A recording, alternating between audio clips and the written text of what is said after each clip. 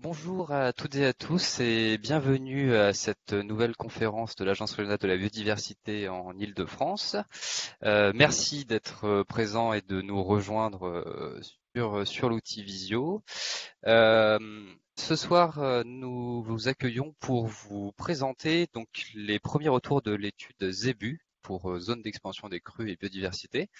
Et nous avons le plaisir d'accueillir deux intervenants qui vont nous raconter un petit peu l'histoire de cette zone d'expansion et du coup tous les protocoles qui ont été mis en place pour essayer de mieux comprendre la relation qu'il allait avoir entre cette zone d'expansion et la biodiversité. Et pour ce faire, donc nous accueillons Éric Chanal, donc qui est directeur du syndicat intercommunal pour l'aménagement hydraulique des vallées du Crou et du Petit-Rhône et aussi Pierre Rivalin qui est naturaliste au bureau d'études écolo JE et qui donc a participé à une grande partie des protocoles qui ont été mis en place. Avant de rentrer dans le vif du sujet, concernant l'outil donc BlueJeans sur lequel nous diffusons l'événement, vous pouvez échanger avec nous de deux manières différentes. La première à travers un bouton qui se trouve à droite de votre écran et qui s'appelle Q&A et donc qui va vous permettre de poser des questions directement, donc après seront retransmises aux intervenants grâce à la participation de mon collègue Gilles Lecuir, donc qui va venir restituer les questions pour ensuite en discuter. Et vous avez aussi un autre moyen de communiquer avec nous et avec les autres participants de l'événement avec le bouton, le chat qui est au-dessus du Q&A et donc qui là va vous permettre d'échanger avec les autres participants. Éventuellement, si vous avez aussi des commentaires, des documents à partager, etc. N'hésitez pas à le mettre dans ce chat. Mais j'insiste, le Q&A, du coup, si vous avez des questions à faire remonter, ça sera la manière la plus efficace de le faire. Donc nous allons commencer avec la remise en contexte d'Éric Chanal qui va nous présenter un petit peu le site et le projet. Et donc j'invite Éric à lancer sa présentation.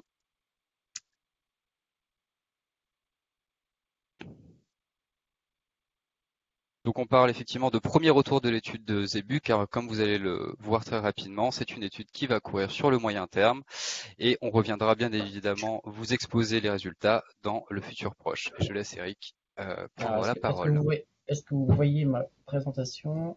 Tout à fait, tout est Bon, bon. eh bien, parfait.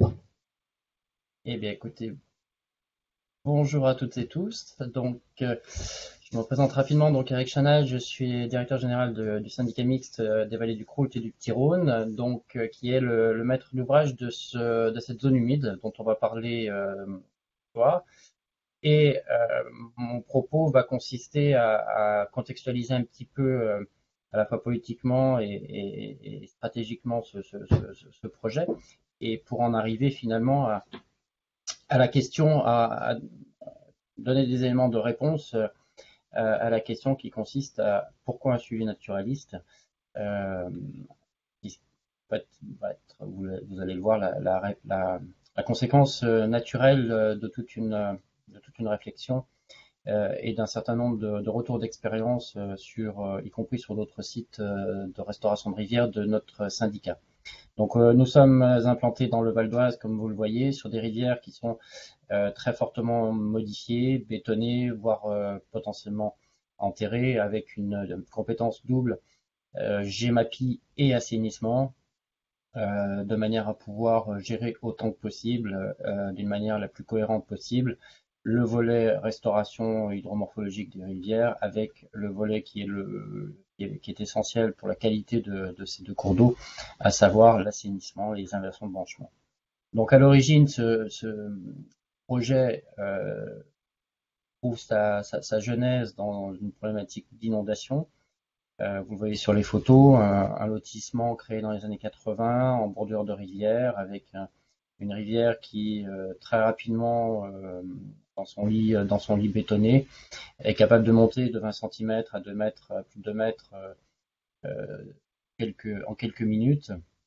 Et donc le projet a consisté à recréer un lit sur 800 mètres de rivière et à recréer du volume de rétention de manière à pouvoir permettre de rabaisser la ligne d'eau dans la rivière, avec comme objectif principal de permettre les écoulements des eaux pluviales du lotissement dans des conditions satisfaisantes d'un point de vue de charge hydraulique.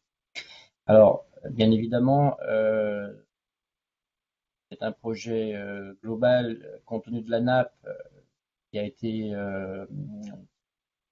qui s'est étendu sur une superficie très, très large. Vous voyez 12 hectares, avec de fait peu de hauteur utile, mais ce projet très rapidement, qui est quand même conséquent d'un point de vue budget, a été vu sous un angle non plus simplement hydraulique, mais sous un angle multifonctionnel, puisque on a vite identifié, notamment au travers des cartes historiques, l'opportunité de faire de cet espace-là un espace multifonctionnel, aussi bien sous l'angle écologique que sous l'angle des cheminements d'eau, puisqu'on est en fond de vallée.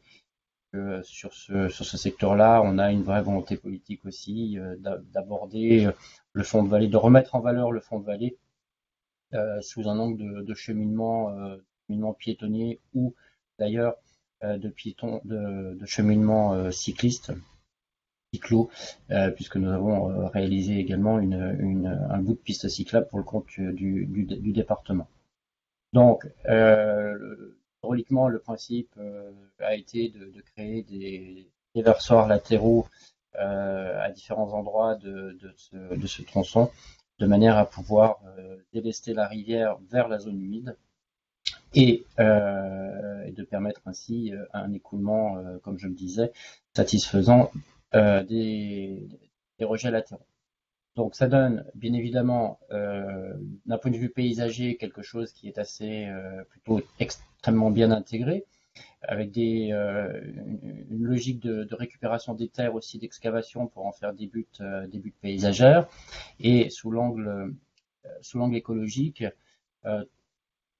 trois principes. Recréer, bien entendu, ça va de soi, un lit naturel. Créer, avoir en tête constamment la logique d'habitat, de recréer des habitats de manière à ce qu'on puisse permettre aux espèces animales de venir s'implanter. Alors non seulement s'implanter, mais s'implanter durablement. Ça peut être même ponctuellement pour des espèces qui seraient en transit, mais en tout cas que les différentes espèces, au travers des diversités de régimes hydrauliques, des diversités de courants, des diversités d'espèces végétales qui ont été implantées, puissent trouver les différentes conditions et fonctionnalités du thème du site pour vivre, se nourrir et se reproduire autant que possible. Et bien entendu, pas d'éclairage parce qu'on en a profité pour en faire un élément de trame noire, même si, bien entendu, on est en bordure de ZAC, en bordure d'aéroport du Bourget et route départementale du lotissement. La notion de noir obscur est tout relatif, mais en tout état de cause, et Valin en reparlera tout à l'heure, la notion le fait de ne pas mettre d'éclairage permet quand même, on le voit au travers des premiers inventaires, d'avoir des effets très positifs sur la diversité des espèces nocturnes, lesquelles espèces nocturnes ont des conséquences d'ailleurs sur la notion de cadre de vie des riverains, puisque on amène et on installe des prédateurs d'espèces telles que les moustiques. On sait tous que la question des moustiques peut être très aiguë sur des sites de ce type-là. Voilà, alors les circulations douces, j'en ai déjà parlé. Là, vous voyez une vision de drone avec le lotissement à droite et la partie aval de la zone humide. Là, on a une photo qui était en travaux.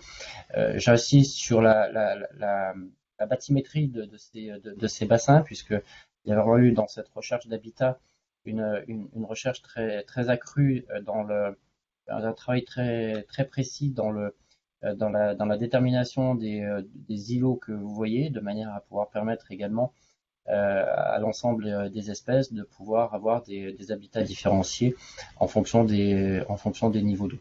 Alors bien évidemment, dès lors que l'on parle de circulation douce, d'accès au site, on parle d'usage, on introduit la notion de l'humain, et c'est là que, bien évidemment, euh, en tant que gestionnaire, puisque nous sommes à la fois maître d'ouvrage, alors maître d'œuvre en l'occurrence, là, la maîtrise d'œuvre était réalisée par le cabinet Cépage pour la partie écologie et paysage, et le cabinet Hydratec pour la partie hydraulique.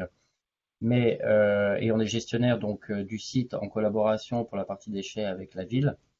Et donc se pose la question des usages, de la cohabitation des usages, la cohabitation après même de l'homme avec les écosystèmes.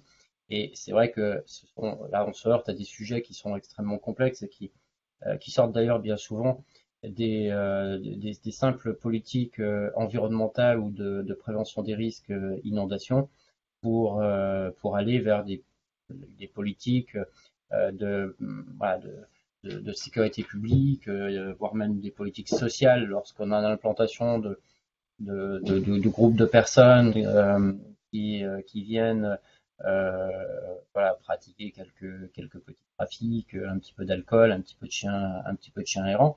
Et donc on se retrouve. Alors c'est un petit peu valable sur le site de Gonesse, mais on le vit particulièrement sur d'autres sites de restauration de rivières ou de réouverture de rivières en milieu urbain. On va se retrouver face à des cultures, à des cultures qu'il faut nécessairement prendre en compte, bien évidemment, et ce qui va conduire aussi à toutes les actions de communication, d'information, voire de formation dont je vais parler après. Voilà, je recite pas tous les expressions que l'on entend, mais ce sont typiquement quotidien d'une réouverture ou d'une restauration de rivière en zone urbaine, en tout cas sur notre secteur. Je suis pas sûr que ma présentation n'a pas vocation n'a pas la prétention d'être la vérité, mais en tout cas c'est notre vérité avec notre retour d'expérience sur ce territoire-là. Et donc les outils classiques se sont révélés de communication se sont révélés assez rapidement insuffisants, nécessaires mais insuffisants. Et ça nous a conduit à aller pour faire comprendre, alors déjà comprendre les attentes des riverains usagers, et je distingue bien les deux catégories d'acteurs, de faire appel au sens humain et social en 2018 au travers d'une enquête sur laquelle voilà, je ne vais pas rentrer dans le détail des résultats, mais qui nous a permis d'identifier qu'effectivement on avait un véritable besoin de compréhension à la fois en période de travaux, malgré la communication qu'on avait faite et les nombreuses réunions publiques qu'on avait effectuées pendant l'émergence du projet. On avait besoin d'aller encore plus loin. Donc ça, c'est voilà. Alors c'est pas forcément lisible, mais c'est volontaire. En tout cas, les résultats sont disponibles. Et donc, ça nous a conduit à mettre en place des outils de communication plus ciblés, avec une page Facebook dédiée au site, un courrier périodique, l'aménagement de l'espace public au travers des bancs et des poubelles, notamment des bancs. On a mis très peu de bancs partant sur d'autres pour éviter les phénomènes d'installation, d'attroupement qui sont souvent connectés aux petits trafics et aux nuisances que j'évoquais tout à l'heure avec les chiens dangereux. En tout cas, c'est un des résultats de notre retour d'expérience sur d'autres sites. Et bien entendu, tout ça suppose également une collaboration étroite avec la ville qui, elle, en l'occurrence, s'occupe d'une manière très importante de la question des déchets, parce que la condition sine qua non pour le respect d'un site, c'est déjà que la question des déchets soit traitée d'une manière extrêmement sérieuse. Donc, des opérations de ramassage des déchets, un programme pédagogique à l'attention des écoles du territoire spécifiques et puis de la formation à l'attention des acteurs de ces sites, de manière à, l'idée étant que ces acteurs-là, dont vous voyez la liste, d'ailleurs non exhaustive, puissent être des relais sur le terrain, des principes de gestion que l'on applique sur ces sites, des bons gestes, des mauvais gestes, ne pas nourrir les animaux, ne pas jeter les déchets, les mégots, etc. Et donc ça, c'est extrêmement important aujourd'hui. C'est une formation pilote que l'on a attaquée en 2021, mais qui nous a paru comme un corollaire de l'ensemble des retours d'expérience que l'on avait sur nos opérations précédentes euh, de restauration de rivières. Et donc, on en arrive au suivi naturaliste qui vous est présenté, dont les résultats vont vous être présentés aujourd'hui. Le choix a été fait effectivement avec le partenariat avec l'Agence régionale de biodiversité d'Île-de-France, de mettre en place sur ce site-là, dont le potentiel d'un point de vue écosystémique avait été identifié dès le début comme étant très prometteur, de mettre un suivi sur le long terme, de manière, alors pour plusieurs raisons. Un, en tant que maître d'ouvrage, maître d'œuvre, pour avoir un retour d'expérience sur la manière dont ça a été conçu, sur l'efficacité des partis pris, notamment d'habitat que vous avez que j'ai évoqué tout à l'heure. On a une logique également un petit peu plus scientifique et de communication, de pouvoir relativiser un petit peu les résultats au travers de sites comparables, avec au passage le principe de mettre ces données naturalistes à disposition du grand public, ce qui pour nous en tant que syndicat était d'ailleurs quelque chose d'assez nouveau. Et puis, en lien avec les outils de communication donc, que j'ai évoqués tout à l'heure et les actions de communication, c'est aussi pour nous un support à l'information auprès des usagers. Et là, on s'appuie aussi bien sur les suivis qui sont faits euh, par, euh, par les différents acteurs qui vont intervenir aujourd'hui, que par notre écologue, puisque ça nous a même conduit à recruter, nous, une écologue zoologiste pour pouvoir avoir une approche, si ce n'est au quotidien, en tout cas très fréquente en termes d'audit et de compréhension du site, de manière à identifier d'éventuels dysfonctionnements dans l'écosystème pour intervenir assez rapidement et pour évaluer aussi, le cas échéant, d'éventuelles pressions négatives de l'activité humaine que nous-mêmes parfois on génère, je pense notamment aux visites d'école, sur les écosystèmes. Donc peut-être que ça nous amènera à terme à avoir une gestion un petit peu plus sectorisée par période, de ce site-là, en donnant accès ou pas, suivant les saisons, à certains endroits.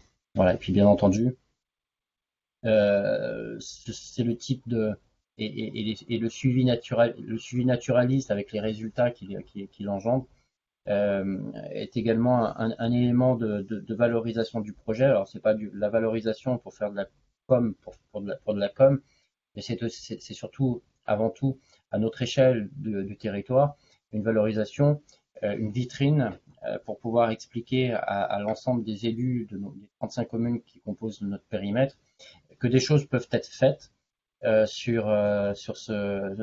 ces domaines-là, et que ils peuvent être faites d'une manière intelligente, d'une manière concertée à la fois avec des partenaires scientifiques et les riverains et la population locale. Tout ça au profit d'une amélioration du cadre de vie, de fonctionnalités et d'aménités nouvelles qui sont sur notre territoire, qui est quand même bien souvent un territoire qui n'est pas favorisé d'un point de vue social, qui est quand même une production d'aménités qui est souvent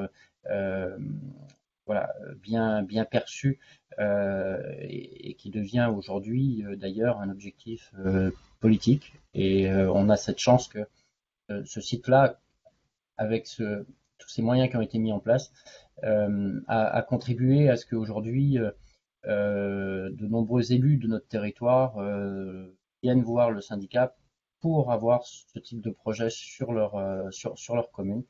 Alors, à des échelles différentes, mais on est passé vraiment en 10-15 ans d'une situation où il fallait convaincre les à une situation aujourd'hui où on doit hiérarchiser les projets, ce qui va de toute façon, de notre point de vue, complètement dans le bon sens. Voilà. J'ai un tout petit peu débordé, je m'en excuse auprès de l'organisation. Je vous ai mis quelques liens vidéo que nous avons fait sur divers thèmes, et en particulier la dernière, qui est une vidéo que l'on a faite avec les différents intervenants d'aujourd'hui d'ailleurs, au sujet de l'explication des grands enjeux de ce. Voilà, je vous remercie et je repasse la parole à Eminki.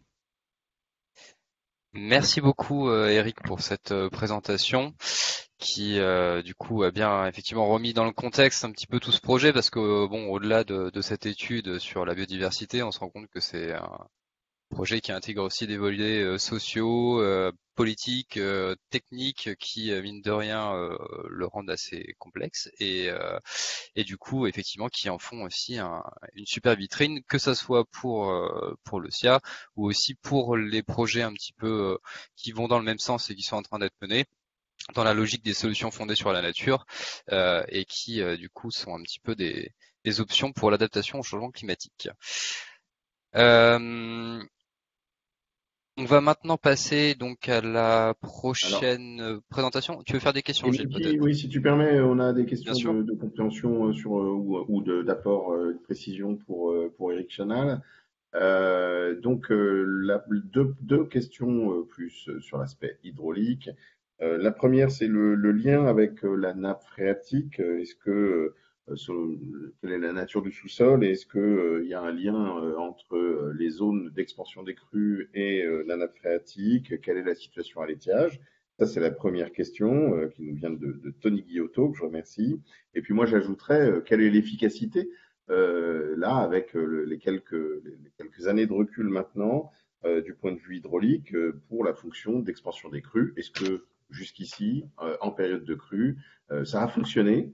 Est-ce que ça répond à ces attentes de d'écrêtage des crues et de protection du lotissement adjacent? Et puis ensuite, j'aurais une autre question sur un autre sujet. Eric, Alors, si tu veux bien répondre à oui, ces deux parties. bien sûr. Alors, je vais me permettre de commencer par peut-être la plus simple, qui est la deuxième, en termes d'efficacité. Alors, c'est un projet qui est tout neuf, hein, puisqu'il a été réceptionné en 2019, donc on a encore assez peu de retours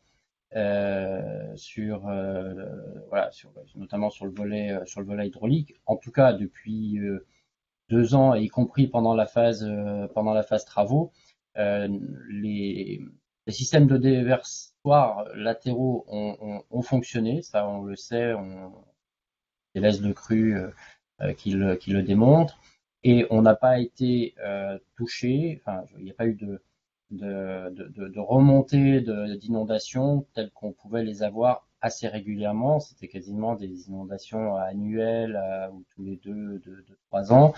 Donc, bien évidemment, on touche du bois aujourd'hui euh, pour la suite, parce que voilà, zéro, on sait bien que n'existe pas, mais euh, on est en train on est en train d'instrumenter la rivière justement pour avoir une vision un petit peu plus fine de ce qui se passe au niveau du fil d'eau dans la rivière, donc de fait de mieux comprendre la fréquence des déversements dans les parties zones humides.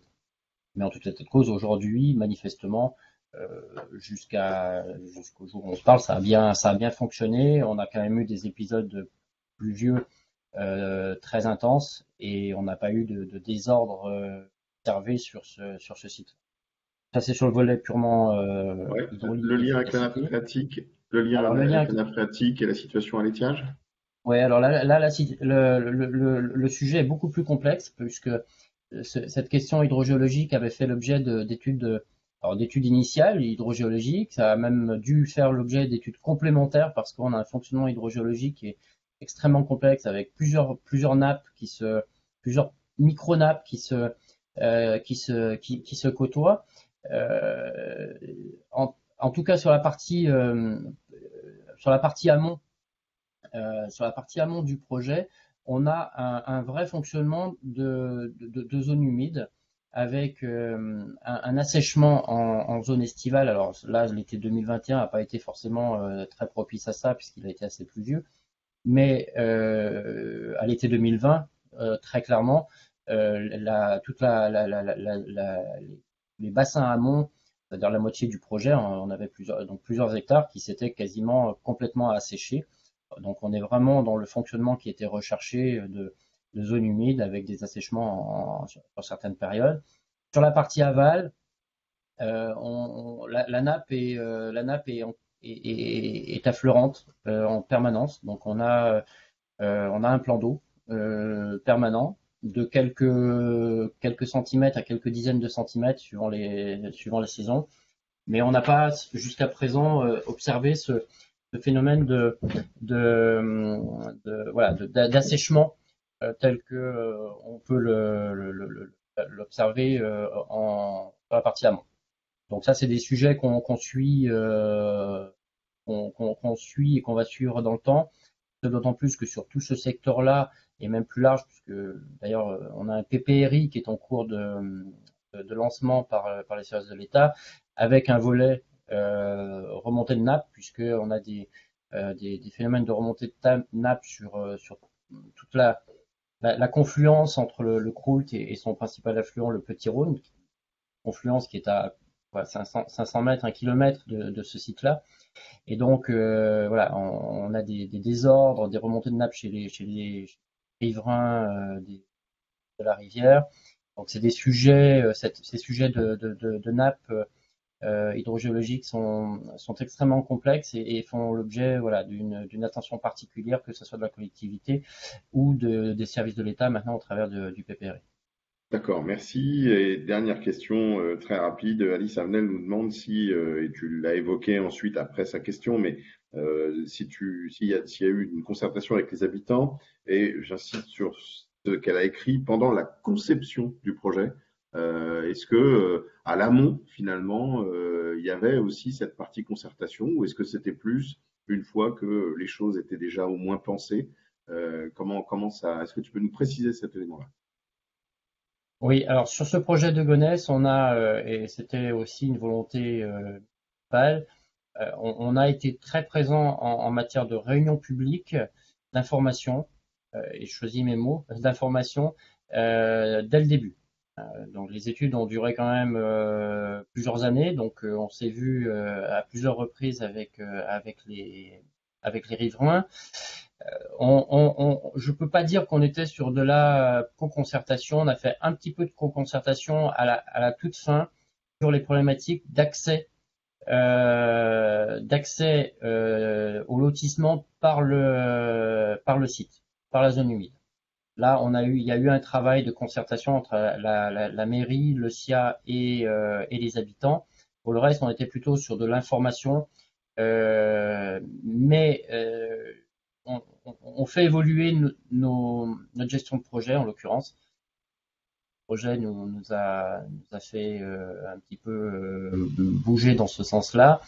Et typiquement, aujourd'hui, on, dans nos cahiers des charges, dans les cahiers des charges, quand on externalise la maîtrise d'œuvre, on a un volet concertation qui est vraiment beaucoup plus poussé et qui va jusqu'à potentiellement de la co-construction sur certains sujets particuliers. Ça peut être sur les cheminements doux, sur le parcours un parcours pédagogique. Voilà, on avance, on avance. C'est aussi des changements culturels, hein, y compris en interne dans les services, maîtres d'ouvrage, des maîtres d'œuvre. Ce lien et cette association du riverain, habitant, usager pendant les travaux est quelque chose qui peut être assez souvent perçu comme de la perte de temps, comme une contrainte, alors qu'en fait, l'expérience montre que c'est du temps de gagner sur la suite, c'est un investissement en temps sur la suite. On parle souvent de voilà, les études ont duré longtemps, voilà, ça a duré des plombes, tout le monde, voilà, quand on n'est pas dedans, on a parfois du mal à comprendre pourquoi ça dure aussi longtemps. Mais en fait, je pense que ce temps-là, il peut être utilisé, qui peut être lié à du foncier, qui peut être lié à des problématiques techniques. Je parlais tout à l'heure des études hydrogéologiques qui demandent souvent d'avoir des relevés sur un ou deux cycles hydrologiques. On gagne à utiliser ce temps pour commencer la sensibilisation sur la gestion, sur ce que c'est que la nature en ville, parce qu'on s'aperçoit quand même que voilà, il y a du travail et que plus on associe tôt, plus on parle de ces choses tôt avec les riverains, plus on gagne du temps sur l'acceptation une fois que les travaux sont réalisés et le site est vivant. À la seule réserve près, c'est que lorsqu'on a un projet qui est initié par une problématique inondation, voilà, on a quand même tendance à se heurter à une priorisation très forte et qu'on peut comprendre, bien entendu, sur le volet hydraulique. Et que ce Bien volet sûr. hydraulique, pendant toute la phase d'émergence du projet, de conception, occulte le volet écologique qui n'arrive Bien sûr. lui finalement, comme ça s'est passé sur ce site-là, quasiment que pendant la phase travaux ou après quoi, à la réception. Ok, tout en une minute parce on a déjà dépassé le temps qui nous était imparti pour cette première partie. Sybille nous demande comment vous avez abaissé le niveau de la rivière. Est-ce que tu peux rappeler le système mécanique finalement qui permet du fonctionnement des seuils, qui permettent de faire déborder la rivière Alors, dans les zones d'expansion? en partant de l'amont vers l'aval, sur le premier ouvrage qu'on a fait, c'est un ouvrage Venturi associé à un déversoir latéral. Donc un ouvrage Venturi avec des enrochements qu'on voit d'ailleurs. Je ne sais pas si vous voyez toujours ma présentation. Là, j'ai mis en tout cas On sur la mon voit écran, plus. on la voit plus. Bon, on a créé un ouvrage Venturi qui permet de rehausser le niveau d'eau au début du tronçon avec voilà un verseur latéral associé de manière à ce que lorsque le niveau monte, on déverse directement latéralement vers la zone humide, ce qui permet d'avoir un contrôle du débit de la ligne d'eau à l'aval de cet ouvrage-là. Et ensuite, on a deux, trois ouvrages que j'ai montré aussi en photo, qui sont de simples, en guillemets, de simples déversoirs latéraux qui permettent le plus doux possible et qui permettent à la rivière, en fonction des apports latéraux intermédiaires, de pouvoir maintenir, d'avoir un niveau qui est régulé par ces ouvrages de déversoirs latéraux. Merci. Et donc, pour ceux qui ne savent pas, l'ouvrage Venturi, en fait, c'est deux murets qui étroitisent la rivière et qui donc accélèrent son cours et permettent de faire monter le niveau d'eau et de déverser mécaniquement. Tous ces ouvrages sont des constructions, mais pas mécaniques, qui sont fixes et tout se passe de manière naturelle. Ce déversement, il n'y a pas de vanne, il n'y a pas de mécanique qui soit en jeu pour ces phénomènes de déversement. Merci beaucoup, Eric, et je rends la parole à Émilie. Merci Eric, merci Gilles. Donc maintenant on va rentrer un petit peu plus dans le cœur du sujet naturaliste en vous présentant, enfin c'est Pierre Yvalin du coup qui va vous présenter un petit peu le concept de cette étude, pourquoi on l'a fait, de quelle manière et avec quels objectifs. Donc je laisse Pierre faire son partage d'écran. Et donc, c'est maintenant à toi, Pierre, pour le volet Est-ce que c'est bon? naturaliste. C'est tout bon.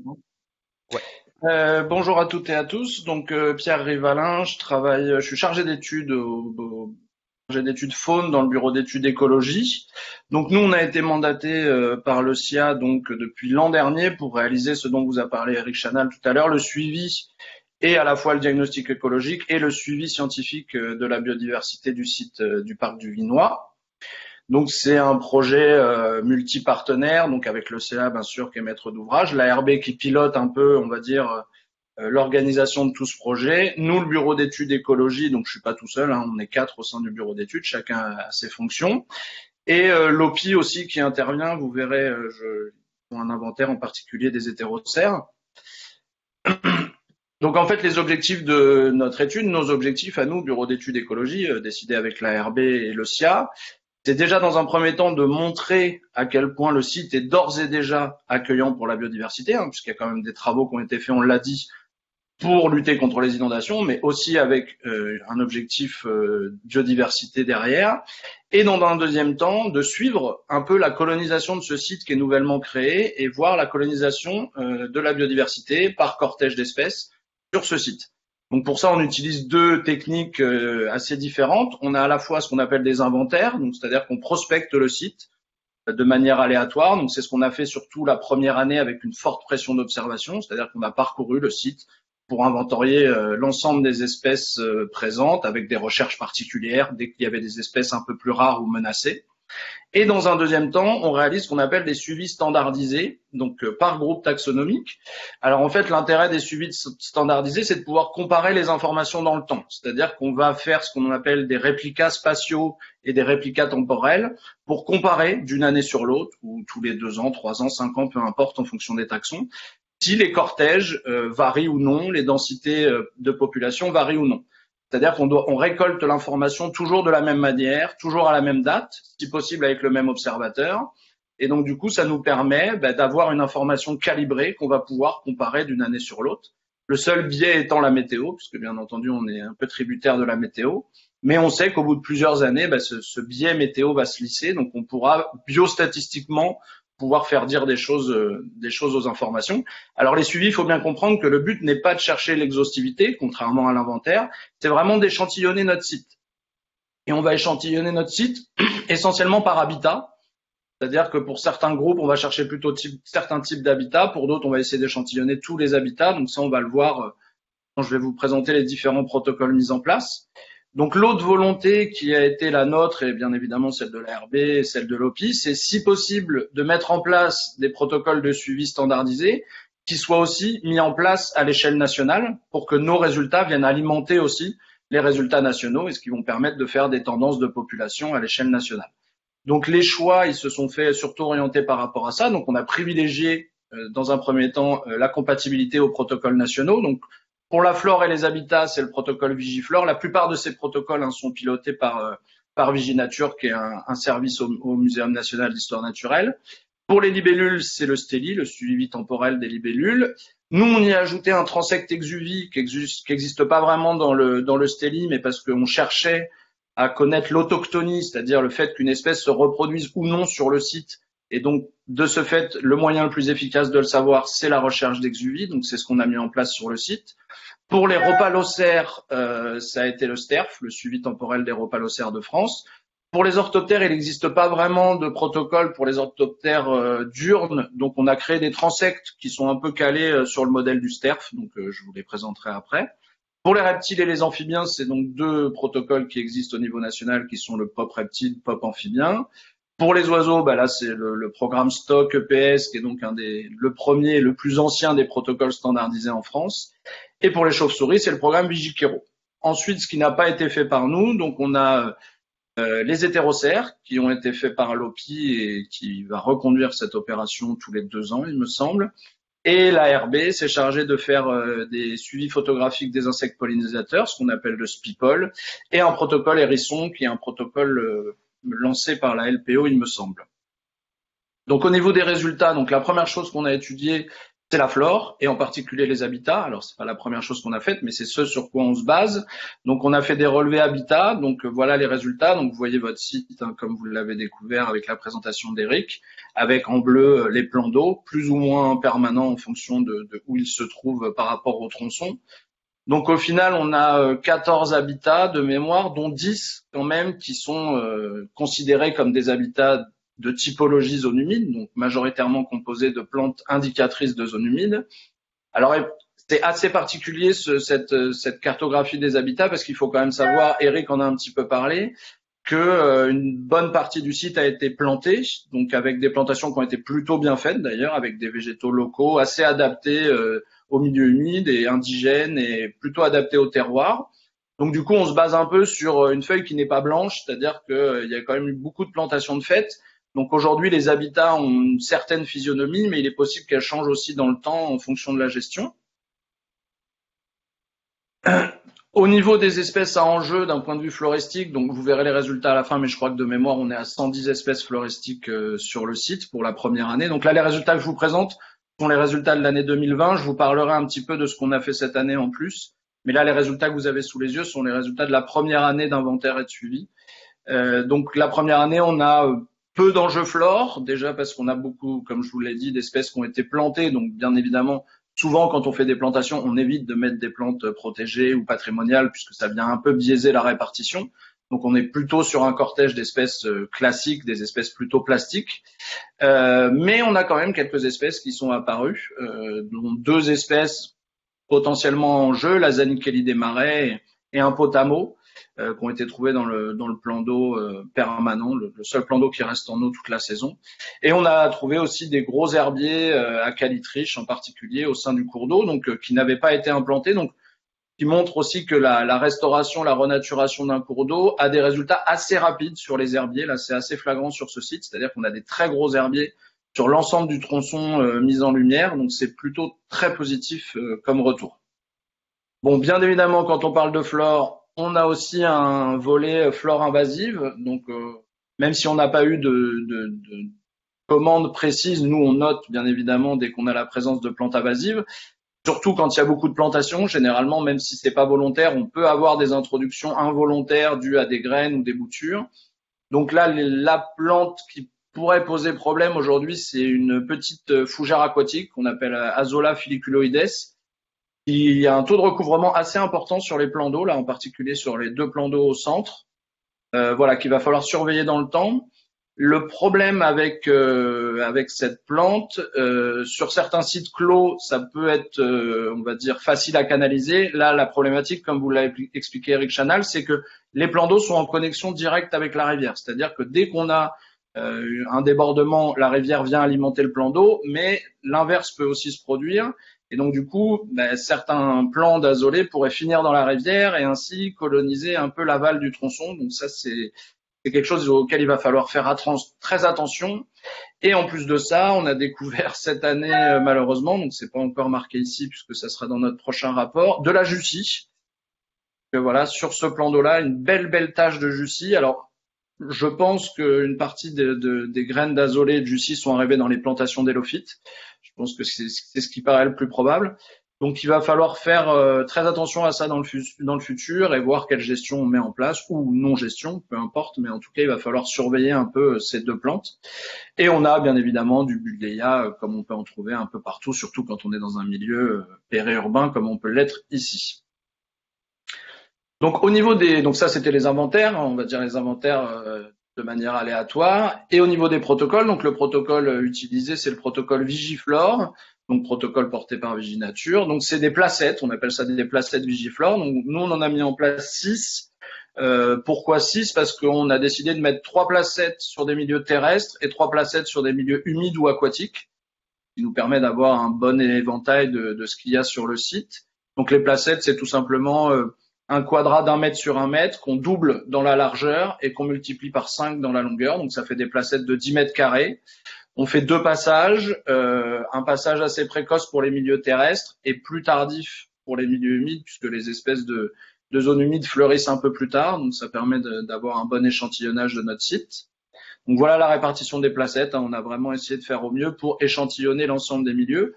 Je n'ai pas précisé, mais ça va avec le réplica spatial dont j'ai parlé tout à l'heure. Toutes ces placettes vont rester les mêmes aux mêmes endroits tous les ans et seront faites aux mêmes dates. Donc là, en l'occurrence, c'est mai et fin juin à peu près pour les 2 passages qu'on fait sur ces placettes. Donc voilà un quadra qu'on va déplacer sur 5 mètres de longueur et 2 de largeur. Ensuite, on s'est intéressé aux libellules. Donc, les protocoles libellules, c'est ce qu'on appelle le STELI. Donc, c'est le suivi temporel des libellules. C'est un transect, en fait, donc un cheminement qu'on va parcourir qui fait environ, alors ça dépend, mais il faut qu'il fasse à peu près une demi-heure. Donc, tout dépend de la taille du site. Au minimum une demi-heure, même faire un peu plus. On a le choix de faire 3 passages à 3 périodes différentes de l'année. Donc, en gros, on a une période très précoce dans la saison qui est du 15 mai au 31 juin, je crois, ou 15 juin, je sais plus, 1er mai, 15 juin, je crois. Nous, on a choisi la période du milieu, qui est celle du 15 juin au 31 juillet, parce que comme on connaissait pas les cortèges sur site, quand il a été décidé de faire ça, on pouvait pas se permettre de faire 3 fois 3 passages, ce qui faisait 9 passages. C'est quand même une pression d'observation un peu conséquente. On a choisi de prendre la tranche du milieu qui permet de couvrir normalement un maximum d'espèces sur notre site. Donc on a 3 passages, donc là qui ont été faits au 26 juin, 10 juillet et 29 juillet. Et donc lors de ces 3 passages, on parcourt notre transect exactement de la même manière, si possible à la même vitesse, c'est-à-dire qu'entre mon point de départ et mon point d'arrivée, je dois avoir mis le même temps. Donc là, en l'occurrence, pour vous donner l'info, je crois que c'est 40-45 minutes en gros. Ce qui fait qu'on met toujours la même pression d'observation et ça veut dire qu'on peut comparer des résultats. Si je passais 3 heures sur le tronçon et l'année d'après 45 minutes, forcément, vous comprendrez qu'il est impossible de pouvoir comparer des résultats puisque ma pression d'observation n'est pas la même. Donc ça va vraiment dans la standardisation de l'information. Il faut absolument calibrer la méthode de prospection pour pouvoir comparer les résultats. Et donc, on a ajouté à ça, comme je vous l'ai dit, un transect exuvie. Alors là, qui a été choisi en fonction de l'expertise du naturaliste qui décide quel est le meilleur secteur selon lui pour les transects exuvie. Donc là, par exemple, quand on connaît un peu les libellules, on sait que potentiellement, il y aura plus d'espèces sur un milieu permanent. Donc ici, on est sur le seul plan d'eau qui est permanent. Et si possible, sur une berge riche en végétation, puisque les libellules vont monter sur la végétation pour émerger. Et qui plus est, si possible, exposées plein sud, puisqu'elles ont besoin de soleil et de chaleur pour pouvoir sécher assez rapidement. Donc le choix a été assez simple, c'est-à-dire que cette berge est la plus végétalisée, la plus intéressante et bien exposée. Donc du coup, ce transect, il est parcouru 2 fois par an, où on récolte toutes les exuvies sur la végétation. Pour certaines, on les détermine sur place, et pour d'autres, il faut passer par la loupe binoculaire, donc on fait ça un peu plus tard dans la saison. Au niveau de tout confondu, des espèces à enjeu et des enjeux au niveau des odonates, donc ce qui est très positif, c'est que le site est très très accueillant pour l'odonatofaune. On a quand même eu des très très bons résultats. Vous verrez, on est à 24 espèces la première année, dont des espèces plutôt intéressantes. Ça résulte du fait qu'on est quand même sur une assez bonne diversité de milieux aquatiques. Donc, qui dit bonne diversité d'habitat dit assez bonne diversité d'espèces. C'est-à-dire qu'on a un grand plan d'eau permanent avec un autre aussi qui est permanent. Et après, on est sur des plans d'eau, comme l'a dit Eric Chanal, qui s'assèchent au fur et à mesure de l'avancement de la saison et de l'arrivée de l'été. Du coup, on se retrouve avec sur ces milieux-là des espèces plutôt pionnières et des espèces qui ont des développements larvaires très courts, donc des espèces plutôt spécialistes, comme l'agrillon nain par exemple, Ischnura plumilio, qui est vraiment une espèce typique de ces milieux qui s'assèchent et qui sont pionniers. Et après, on a des plans d'eau permanents avec des gros peuplements de roseaux, donc roselières et de massettes, des typhets, et qui sont assez favorables à d'autres espèces, dont une en particulier, qui est l'espèce la plus emblématique du site à l'heure actuelle, qui est l'Eschnisocelle, qui est une espèce typique des roselières, des assez grandes roselières, qui était assez peu connue du département, qui commence à être en expansion chez nous, mais qui est quand même une belle espèce. Et donc du coup, voilà, tout ça, plus un cours d'eau en plus, fait qu'on a quand même une belle diversité de libellules sur le site. Donc voilà notre Eschnisocelle en personne. Au niveau des rhopalocères, donc les papillons de jour, le protocole c'est aussi des transects. Donc c'est des transects de 100 mètres. On en a mis 5 sur le site. C'est des protocoles des transects qu'on va parcourir 2 fois par an. Donc là, l'objectif, vous en douterez bien, quand on parle d'europalocères, enfin de papillons de jour, on va plutôt viser des milieux terrestres, hein, parce qu'on trouve quand même moins de papillons en plein milieu des plans d'eau. Donc là, ils ont vraiment été faits à proximité et au sein des milieux terrestres, avec des zones. Ici, on a un petit boisement, en fait, c'est la seule zone boisée du site, où on a aussi voulu échantillonner à l'intérieur, ou en partie à l'intérieur de cette zone boisée, pour aussi essayer de voir si on avait des cortèges d'espèces plus forestières. Et donc voilà, là on a essayé de couvrir l'ensemble des milieux et la diversité des milieux terrestres sur l'ensemble du site. Chez les papillons, on n'a aujourd'hui pas une grande patrimonialité. Je vais vous montrer juste après. Voilà, on n'a pas d'espèces réellement à enjeu, pour la simple et bonne raison que les papillons ont besoin de plantes hautes pour pouvoir se développer sur un site. Donc certaines plantes hautes accueillent beaucoup de papillons, comme l'ortie par exemple, mais vous vous doutez bien que l'ortie étant très commun, les papillons dont l'ortie et la plante haute sont assez communs aussi. Et à l'inverse, les papillons les plus rares, les plus patrimoniaux et les plus spécialistes sont sur des végétaux beaucoup plus spécialisés, beaucoup plus rares. Là, on est sur des cortèges herbacées assez simples, c'est-à-dire que c'est soit de la végétation spontanée, et je vous le rappelle, on est quand même en milieu urbain avec des terres remaniées dans le cadre des travaux, ou alors sur des semis-prairiaux, mais qui sont des semis d'espèces plutôt classiques. Et donc forcément, il n'est pas étonnant que pour l'instant, compte tenu de la matrice herbacée, on n'ait pas d'espèces vraiment emblématiques pour le moment, ou alors elles seraient que de passage. Donc aujourd'hui, on a un cortège d'espèces plastiques de base qu'on peut retrouver un peu sur tous les sites, mais justement, la gestion et ce qu'on va faire de la gestion du site va peut-être justement orienter les futurs cortèges d'europalocères sur le site. Donc voilà, les espèces ou l'espèce la moins commune, c'est celle-là, l'Hespéride de l'Alcée, mais qui est une espèce quand même relativement commune au sein de notre département et de notre région. Au niveau des orthoptères, c'est un peu le même cas de figure, à la fois dans le choix des transects et dans les résultats que pour les europalocères. C'est-à-dire que là, on a 2 transects, on a mis en place 2 transects de 100 mètres sur le même modèle. C'est-à-dire que, en gros, pour les europalocères et les orthoptères, je marche le long de mon transect et je note tout ce qui est à 2-3 mètres de chaque côté, devant moi, au-dessus de moi. Je crée une espèce de cube à l'intérieur duquel je me balade et je vais noter tout ce que je vois avec les effectifs et les espèces.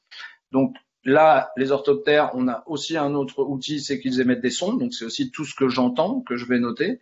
Donc, au final, on a 2 transects qui traversent vraiment les 2 zones, les 2 plus grosses zones herbacées du site. Alors là, vous voyez pas que c'est une zone herbacée parce que l'orthophoto date de la fin des travaux, mais aujourd'hui, c'est une sorte de prairie mésophile. Donc, une prairie plutôt classique. Donc, on fait 2 passages, des passages un peu plus tardifs, puisque les orthoptères sont quand même des insectes qui arrivent assez tardivement dans la saison. Donc là, on a choisi de les faire en gros début juillet, fin juillet, pour essayer d'avoir le maximum d'espèces. Donc on n'a pas d'espèces très intéressantes au sein de ces parcelles-là, puisque comme je vous dis, pour la même raison, on est sur des cortèges floristiques assez classiques, donc les espèces associées sont plutôt classiques. Par contre, dans le cadre de prospection aléatoire, on a été chercher dans des milieux un peu plus particuliers dans lesquels on sait qu'il y a potentiellement des espèces intéressantes. On a été voir les vasières en particulier. Donc, comme on l'a expliqué, c'est un site qui s'assèche. Enfin, certains plans d'eau s'assèchent une partie de l'année, souvent à partir de la mi-juillet, fin juillet, et donc qui correspond très bien à un groupe d'espèces qu'on appelle les tétrix. Et donc, on a quand même 2 espèces de tétrix qui sont jamais des espèces très communes et plutôt intéressantes. Donc ça, c'est assez positif, mais on est sur des milieux extrêmement spécialisés.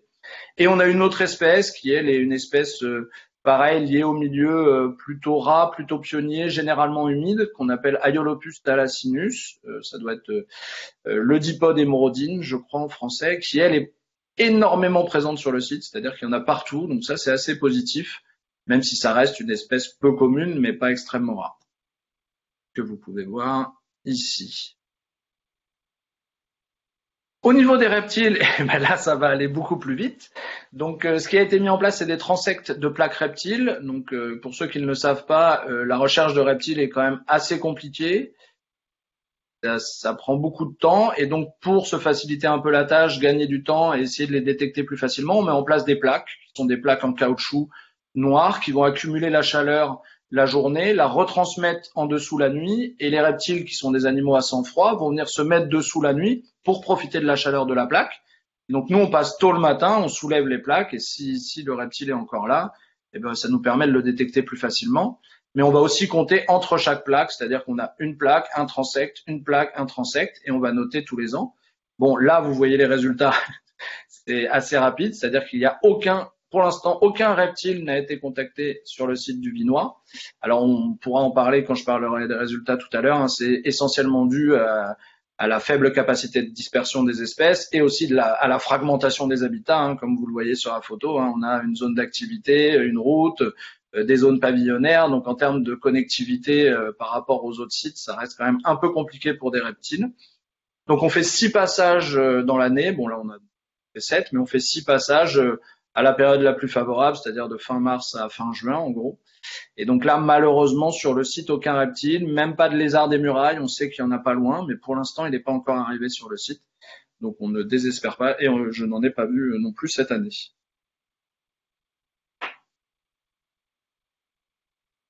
Au niveau des amphibiens, donc on met en place le protocole POP amphibien. Protocole POP amphibien 2, donc voilà, il y a 3 types de protocoles amphibiens. Le deuxième étant les suivis temporels, donc vraiment un protocole qui s'inscrit dans le temps, avec un point d'écoute que vous voyez à chaque fois, suivi d'un transect. Voilà. Et donc à chaque fois, donc c'est des passages nocturnes. Le premier étant diurne, les 2 autres sont nocturnes. On vient, on fait le point d'écoute. On fait d'abord le point d'écoute avant de faire le transect, puisqu'on parcourt le transect avec une lampe à la recherche des amphibiens. Donc pour éviter de les effrayer, on fait le point d'écoute d'abord pour être sûr de ne rien rater. Et donc voilà, on va parcourir 3 fois ce transect.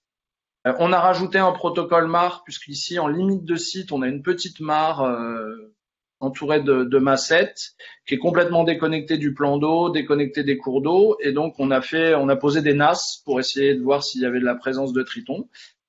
Ici encore, les résultats tritons sont négatifs. Après, sur l'ensemble des résultats, on a quand même la grenouille rieuse qui est présente sur quasi l'ensemble du site, qui est donc une grenouille aujourd'hui très présente dans notre région, mais historiquement qui n'est indigène en France que dans la vallée du Rhin. C'est-à-dire qu'ailleurs, c'est une espèce qui a été introduite. Et après, on a 2 espèces considérées comme indigènes, qui sont la grenouille agile, une espèce très commune, qui a une forte capacité de déplacement, puisque, comme son nom l'indique, elle est très agile, elle saute très très loin et très très haut, donc du coup, elle se déplace assez facilement. Et le crapaud commun, qui a la particularité de pouvoir survivre dans des plans d'eau où on a du poisson, grâce à une toxicité développée au sein de ces œufs et des têtards. Et en effet, comme on a d'un côté un grand plan d'eau, mais qui est probablement colonisé par les poissons, et des milieux qui s'assèchent à certains moments, on n'est pas sur les meilleures conditions pour avoir des cortèges d'amphibiens extrêmement variés. Même si certaines espèces pourraient arriver dans le temps, on s'attend pourquoi pas à avoir de la rainette, par exemple, la rainette arboricole, qui pourrait coloniser ce genre de site.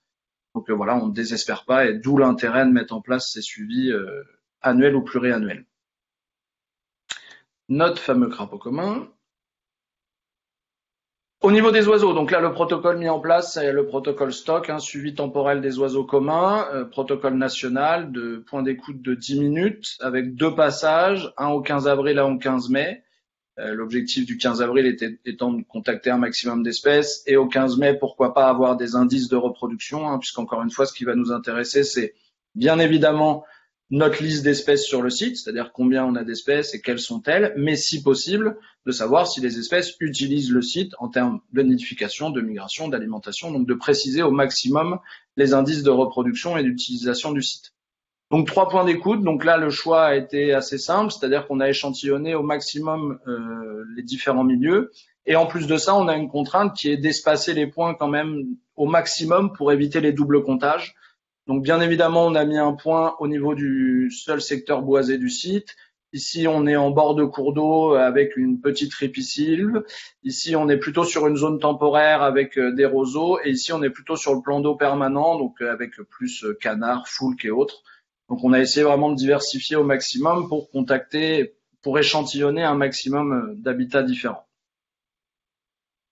Donc au niveau des enjeux ornitho, c'est pas mal, c'est-à-dire qu'on est sur un site aujourd'hui très intéressant parce que qui dit zone humide, qui dit ressources en eau, dit forcément insectes et donc à manger pour une partie des oiseaux insectivores. Donc on a des espèces assez intéressante en période de migration. C'est-à-dire que c'est un site qui arrive à capter quand même dans un secteur très urbain pas mal de migrateurs qui passent au-dessus. Le problème, c'est plutôt pour la nidification, c'est-à-dire comme on a parlé Eric Chanal, on a des cheminements doux, hein, mais qui serpentent tout autour et même à travers le site. Avec ici, vous avez un platelage qui coupe le plan d'eau. Du coup, on n'a pas énormément de zones de quiétude pour les oiseaux. S'ajoute à cela probablement pas mal de chiens qui vont se baigner, ainsi de suite. Ce qui fait qu'en termes de nidification, on n'a pas vraiment d'espèces à enjeu très très fort. Alors bien évidemment, on a quand même des espèces indicatrices de roselières et de typhets, donc le bruant des roseaux qui niche sur le site. Et après, on a des espèces plutôt intéressantes en migration, comme gorge bleue à miroir, le phragmite des joncs, qui sont des espèces, voilà, dont la nidification est quand même assez rare, en tout cas pour le phragmite des joncs, très très rare. Et donc du coup, ça donne de la valeur à ce site en termes de halte migratoire. Après, on a certaines autres espèces comme la roserolle vert de Rolle, roserolle effarvate, bien évidemment, qui nichent sur le site puisque le site est quand même couvert en partie de roselières. Et notre bruant des roseaux. Au niveau des chiroptères, donc là, le protocole utilisé, c'est le protocole Vigichiro. Donc, dans le cadre de Vigichiro, il y a plusieurs techniques utilisées, à la fois des transects que vous voyez là. Donc là, on a parcouru quasiment la totalité du site. Alors sur les cheminements, hein, bien évidemment, c'est plus simple. On a des points d'écoute fixes, c'est-à-dire qu'on laisse tourner des enregistreurs. Hein, vous savez sûrement, pour les chauves-souris, c'est des détecteurs à ultrasons. On pose des micros avec un enregistreur pendant toute une nuit et après on vient regarder sur sonagramme quelles espèces sont passées pendant la nuit. Donc il y a eu 2 passages de fait sur l'ensemble du site. Et après, on a fait le choix de mettre des points d'écoute libres en fonction de l'expert chiroptérologue qui a décidé que là, c'était potentiellement favorable. Donc on a ajouté volontairement une pression d'observation pour essayer de trouver un maximum d'espèces. Donc là, les enjeux, on est sur un cortège de 8 espèces, il me semble. Voilà, l'espèce à enjeu, c'est le murin de Daubenton, qui est une espèce qui est spécialisée dans les chasses au-dessus des milieux aquatiques et en particulier des cours d'eau. Donc qu'on a trouvé sur le site et quelques autres espèces en plus. Mais comme l'a dit Eric Chanal, le site n'a pas été éclairé, donc c'est vraiment ce qui en fait secteur intéressant pour les chauves-souris, c'est-à-dire qu'on est quand même dans une matrice urbaine où quasiment tout est éclairé la nuit. On a cette pastille éteinte la nuit, qui plus est riche en insectes, puisqu'on a beaucoup de zones humides, donc forcément assez favorable pour les chauves-souris. On a bon espoir que les résultats des années suivantes seront encore plus intéressants. Voilà notre murin de Daubenton. Donc voilà en gros en termes de synthèse pour l'année 2020. Donc Flore, je vous ai dit, on a 110 espèces, on a 14 habitats dont 10 typiques des milieux humides. En libellule, on était à 27 espèces, on vient d'en ajouter 4 cette année, pardon. Propalocère, on est à 24 espèces, qui est pas énorme, ça je pense que les résultats vont s'améliorer avec le temps. 70 espèces d'hétérocères trouvées par l'OPI. Orthoptère, 13 espèces, voilà, je vous ai expliqué, on est sur des cortèges assez plastiques, mais ça je pense aussi qu'on va pouvoir améliorer. Je crois que j'ai trouvé 3 ou 4 espèces en plus cette année. Amphibiens, 3 espèces. Cette année, on n'a pas refait les POP amphibiens, mais j'ai pas trouvé de nouvelles espèces même en dehors. Reptiles, 0 espèces. Oiseaux, 66 espèces. Et chiroptères, 8. Donc, ce qu'il faut en conclure, c'est qu'on a quand même un site qui a été très facilement et qui va être encore plus facilement colonisé par les espèces volantes, bien évidemment, pour tous ces problèmes de rupture de continuité et de fragmentation paysagère. Donc, forcément, les oiseaux, les libellules et même les papillons sont les cortèges les mieux représentés et qui profitent le plus du site. Et après, dès qu'on passe sur des espèces terrestres ou semi-terrestres comme les orthoptères qui volent un peu pour certains, mais jamais des très très longues distances, voilà, ce cortège est un peu plus réduit. Et dès qu'on arrive sur des espèces vraiment terrestres, amphibiens, reptiles, là forcément leur capacité de déplacement limite clairement la colonisation du site aujourd'hui. Après, justement, ça c'est un peu les perspectives pour l'avenir. C'est comment connecter ce site aux autres à proximité, comment créer des corridors et des trames pour justement permettre à ce site d'être connecté. Et les chauves-souris, ça aussi, ça va venir avec le temps. Donc, au niveau des enjeux, voilà, par groupe taxonomique, ils varient. Bon, il s'avère qu'on a quand même le grand plan d'eau revient assez souvent. On a toutes ces zones temporaires aussi qui sont assez intéressantes. Voilà, tout dépend des cortèges. Donc, ce qui veut bien dire qu'on n'a pas une zone extrêmement favorable et patrimoniale sur le site. Donc, ça, c'est plutôt intéressant. Ça veut dire que chaque zone à son échelle est intéressante pour un ou plusieurs groupes. Donc ça, c'est très positif. Ça veut dire que l'objectif de rendre un site, en plus de l'aspect inondation, favorable à la biodiversité, ça marche sur la totalité du site. Donc ça, c'est plutôt positif. Alors bien sûr, il y a des secteurs qui ressortent moins, comme le secteur de boisement, là dont je vous parlais tout à l'heure, parce que c'est un boisement assez jeune, c'est un boisement plutôt rudéral, donc il n'y a pas forcément de gros arbres, pas forcément d'espèces intéressantes, de vieux chênes ou autres, par exemple. Donc forcément, ça ressort peu en espèces patrimoniales, mais ça le deviendra peut-être dans le futur, et il est possible que des zones viennent à évoluer. Donc nous, l'objectif de nos suivis, c'est bien évidemment de voir comment le site va être colonisé dans le temps, d'évaluer aussi la dynamique des populations sur ce site, c'est-à-dire que comme on va pouvoir comparer nos résultats, on va pouvoir dire si oui ou non les cortèges se portent bien avec une augmentation et une diminution des espèces, voir si on a des nouvelles espèces qui arrivent bien évidemment, et aussi de pouvoir conseiller le syndicat en tant que gestionnaire en disant voilà, vous avez mis en place une gestion par exemple à un endroit où j'ai un transect orthoptère, c'est super intéressant, on verra, je vais comparer l'année d'après, voir si votre gestion a un impact positif ou négatif, et du coup on va pouvoir conseiller un peu le syndicat, l'orienter éventuellement sur sa gestion pour voir un peu quel impact ça a en fonction des cortèges faunistiques. Donc voilà des exemples de milieux. Donc vous voyez des grandes tifets avec des saules, une assez belle diversité d'élophytes, donc de plantes vraiment typiques des zones humides. Les milieux, les fameuses vasières des deux plans d'eau situés en amont qui s'assèchent, donc qui créent des milieux assez particuliers, assez originaux. Pourquoi pas certaines flores pourraient arriver avec le temps. Des herbiers à calitriche au sein du cours d'eau, donc plutôt favorables. J'ai été très surpris de trouver une très faible diversité, en particulier de libellules au sein du cours d'eau. Peut-être que ça va s'installer avec le temps, mais voilà, quand on a l'habitude de faire des études sur les libellules, on se rend compte que là, sur ce site, il manque des espèces. Pour ceux qui connaissent, les Calopteryx, par exemple, il n'y a aucun des deux Calopteryx. Donc, c'est ces libellules, ces petites demoiselles aux ailes bleues que normalement on voit partout au bord des cours d'eau. Ici, il n'y en a aucun des deux. Donc voilà, il y a quand même des compartiments qui manquent. Donc après, à nous de chercher pourquoi et voir si avec le temps, ces espèces viennent à coloniser le site.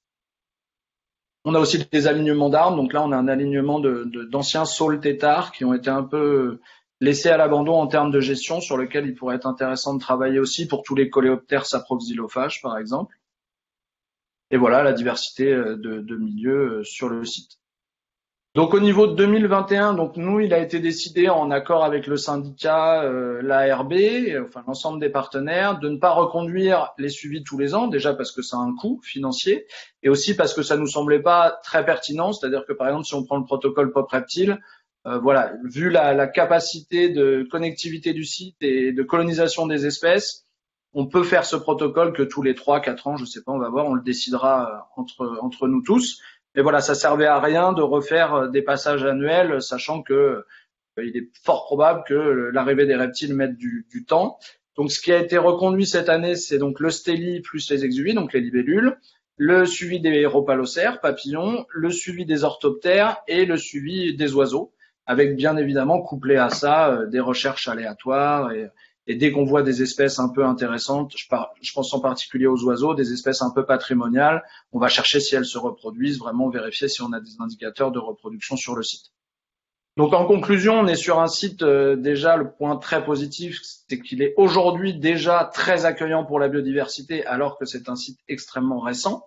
Donc ça, je pense que c'est en partie dû aux plantations qui ont été faites, c'est-à-dire que le fait d'avoir planté certains végétaux, ça permet d'avoir un socle de base pour l'installation de la faune. Donc ça, c'est plutôt positif. Ça reste un site beaucoup plus accessible, bien évidemment, pour les espèces volantes. Ça, on l'a vu. Et après, ben voilà, maintenant, le travail qu'il y a à faire, c'est comment mettre en place une gestion favorable à tous ces groupes d'espèces et comment connecter ce site aux espaces naturels ou semi-naturels à proximité pour qu'on puisse permettre les échanges entre populations, le brassage génétique et ainsi de suite. Voilà. Je vous remercie. Merci beaucoup Pierre pour cette présentation. Je pense qu'on a bien vu effectivement tous les tenants et aboutissants de cette étude, les raisons pour lesquelles on l'amène et les objectifs qu'on attend à moyen et à long terme. Gilles, est-ce que nous avons des questions? On a beaucoup de questions extrêmement intéressantes. Tony Giotto nous demande est-ce qu'il y a eu un état des lieux avant travaux? Qui veut répondre à ça? Je pense qu'il faut que ça soit Eric qui réponde, puisque Eric, si tu veux nous ne bien. l'avons pas fait, donc Oui, alors il y a eu un état des lieux avant travaux, alors bien évidemment euh, beaucoup moins poussé, mais dans le cadre de l'étude d'impact, bien entendu, on avait fait un inventaire faune flore. Alors qui était qui était de fait beaucoup plus restreint en termes de diversité d'espèces, puisqu'on était sur un milieu, voilà, un petit peu, enfin un milieu agricole avec du maraîchage, donc voilà, on pas identifié à l'époque de voilà même même en lien avec la vanne d'eau qui, je le rappelle, à l'époque était dans un lit béton, hein. Donc les berges c'était du béton, donc D'accord. on avait un cours d'eau qui n'était pas du tout fonctionnel à n'importe quel point de vue. D'accord. Et un milieu agricole, donc on est sur une dent creuse pour ceux qui nous ont rejoints, on est sur une dent creuse enclavée dans le milieu urbain avec des activités agricoles préexistantes classiques, donc y compris avec un tran chimique et produits phytosanitaires. Donc a priori un milieu qu'on connaît comme étant pas hyper favorable pour la faune et la flore spontanée. Ensuite, on nous a demandé Sibyl nous demande si sur les poissons, puisqu'on n'a pas parlé des poissons encore, est-ce que ces travaux eh bien, améliorent l'habitat des poissons du coup, je complète en disant, est-ce que vous suivez, soyons fous, hein, moi je rêve, hein, je vous écoute, je vois ce que Pierre nous a montré, les crustacés, les mollusques, et puis bien évidemment, en gestionnaire de rivière, Eric, quelle est l'évolution, comment vous suivez la qualité de l'eau et est-ce que vous avez des évolutions? Mais j'imagine que c'est trop court pour donner des évolutions. Allez, plus d'infos sur cette faune aquatique, si vous alors en avez bien nous, sûr. moi je vais parler de ce qu'on fait. Nous on fait pas, alors tout simplement parce qu'on n'a pas les compétences à écologie, puisque la faune piscicole ça demande certaines techniques un peu particulières. Je crois que de la recharge granulométrique a été fait au sein du lit du cours d'eau, ce qui fait qu'on a des habitats plutôt favorables. Je suis pas expert en poissons, mais à chaque fois que je vais sur site, je regarde et je vois très très peu de poissons dans l'eau, ce qui me donne aussi peut-être une indication sur pourquoi j'ai peu de libellules. C'est peut-être que, en termes de physico-chimie, il se passe quelque chose qu'on peut pas voir à l'œil nu. Mais je pense qu'en effet, ça serait intéressant de faire au moins des IBGN et pêche électrique si possible. Mais ça, je vais laisser la parole à Eric puisque c'est le syndicat qui gère tout ça. Oui, alors ça vient sur 2021-2022. Donc pour l'instant, on n'a pas de résultats à produire en la matière concernant les poissons. Alors sur le côté organique, bien évidemment, je l'ai évoqué d'ailleurs dans ma présentation, on est sur des rivières qui sont quand même pas mal touchées par des rejets d'assainissement, ce qui fait que voilà, on a quand même, il faut quand même que les espèces soient un minimum résistantes pour pouvoir s'implanter, se développer. Pour vous donner à titre de comparaison, sur un inventaire faune flore qu'on a fait sur un site un petit peu plus ancien, la réouverture du Petit Rhône à Sarsal Village, au bout de 3 ans, on avait trouvé une population d'épinoches et d'épinochettes, en partant d'un lit qui était à la base enterré. On partait de zéro.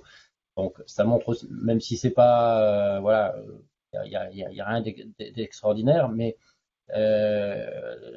ça montre quand même qu'on arrive à avoir, même sur des milieux dégradés d'un point de vue qualitatif, on commence à voir apparaître des espèces piscicoles. Effectivement, il y a eu tout un travail sur la granulométrie, sur le transport sédimentaire, sur l'ensemble du projet.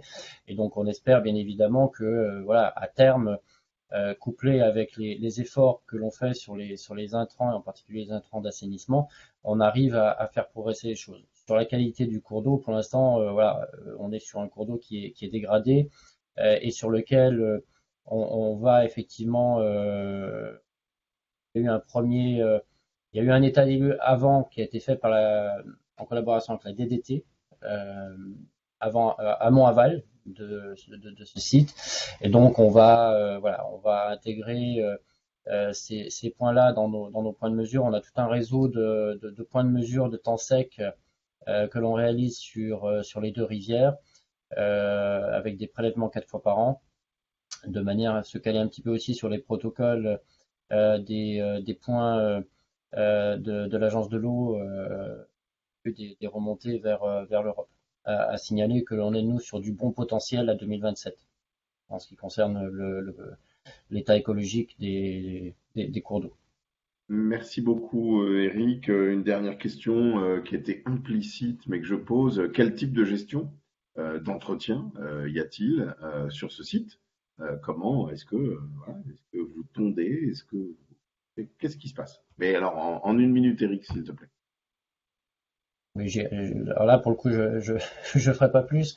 Alors, on est très attentif aux abords des cheminements d'eau. Ça, c'est pour des questions d'acceptation de la nature en ville que j'évoquais. Ensuite, on a un plan de gestion qui nous a été donné par le maître d'ouvrage.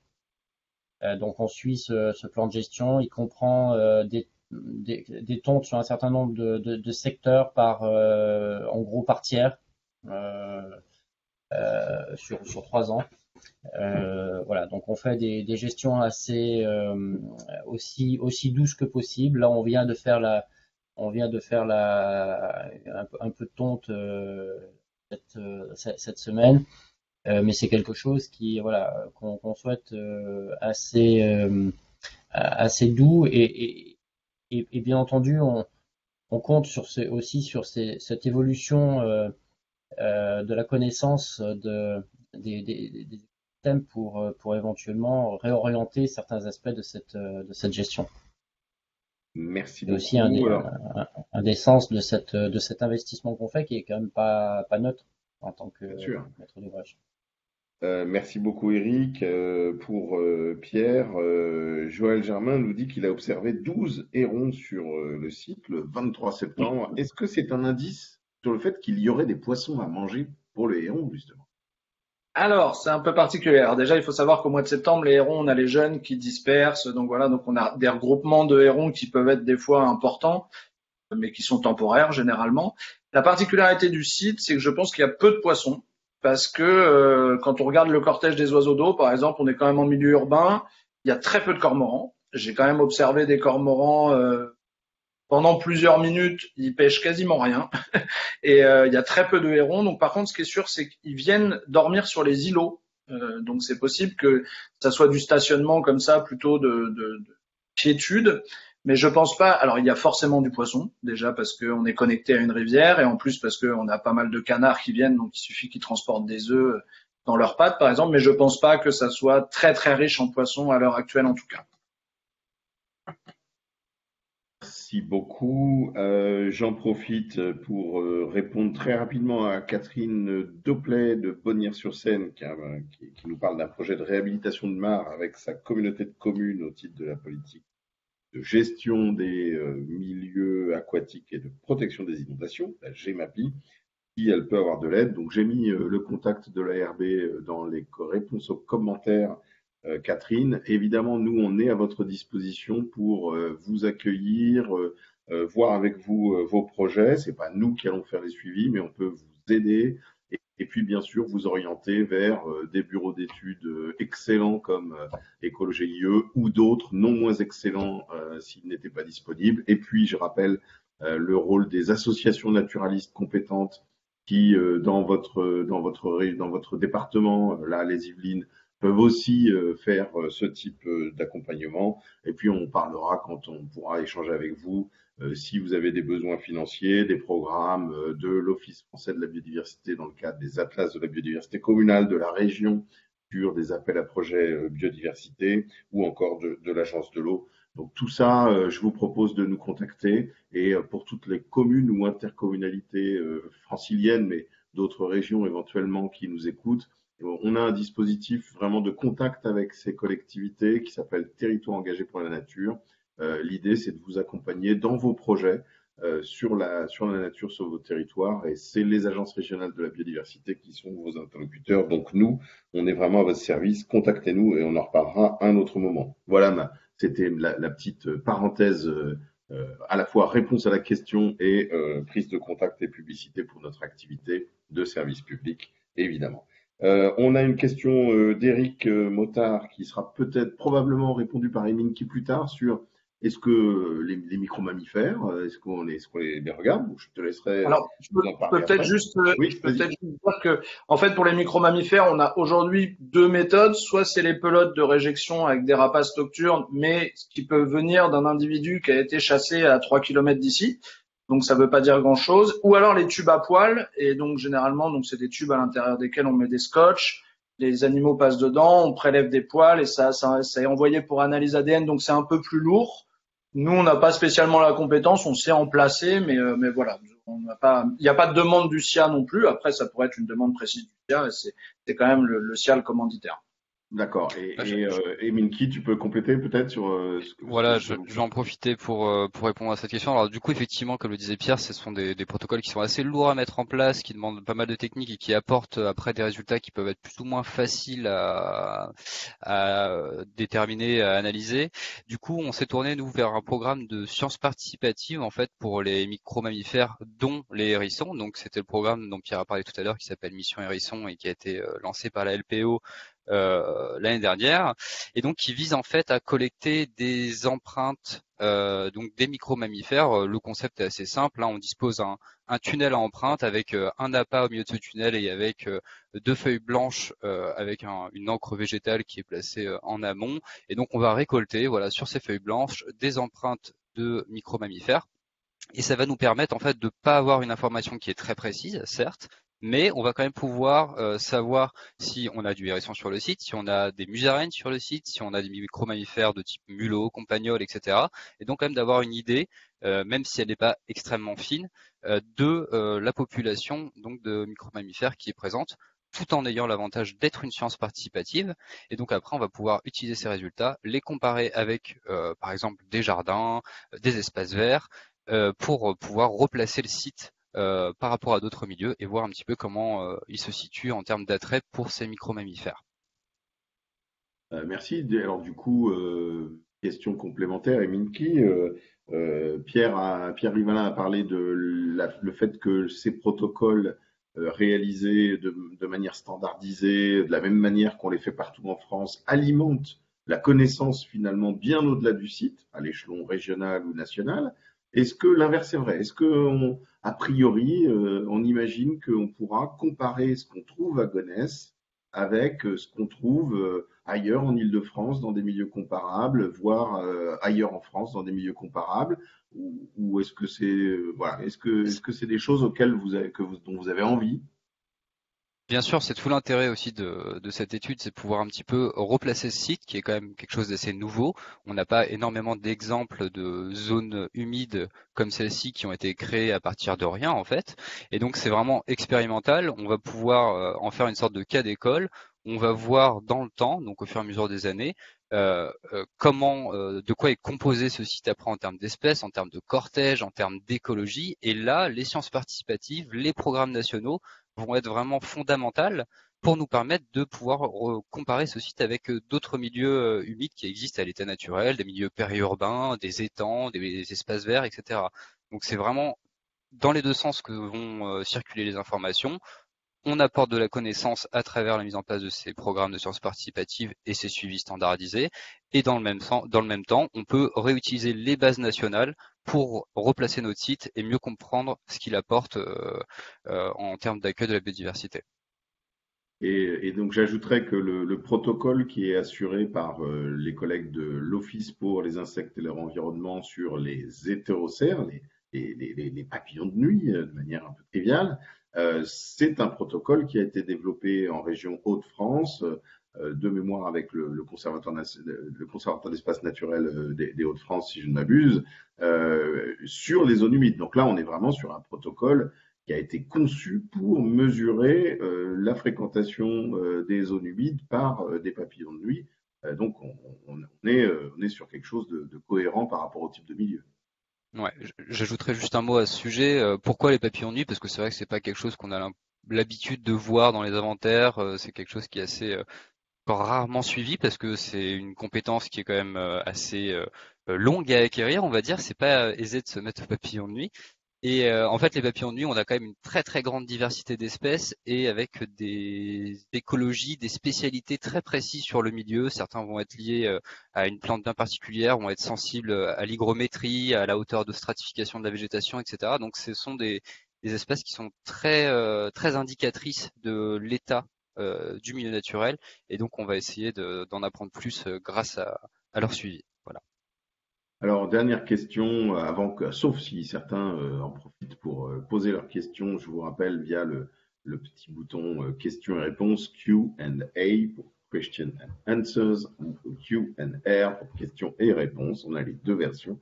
Denise Nathan nous demande si il est prévu d'améliorer la connectivité entre milieux. Donc, peut-être que c'est un peu tôt, Eminki, mais je vais te laisser nous dire peut-être ce qui est fait en collaboration avec un autre partenaire, le bureau d'études Arpastrans, sur l'insertion de ce site dans ce qu'on appelle la trame verte et bleue, les réseaux écologiques, en rappelant qu'on est sur un site très contraint avec du milieu urbain, des voiries, des voies de circulation. On n'est pas en pleine campagne.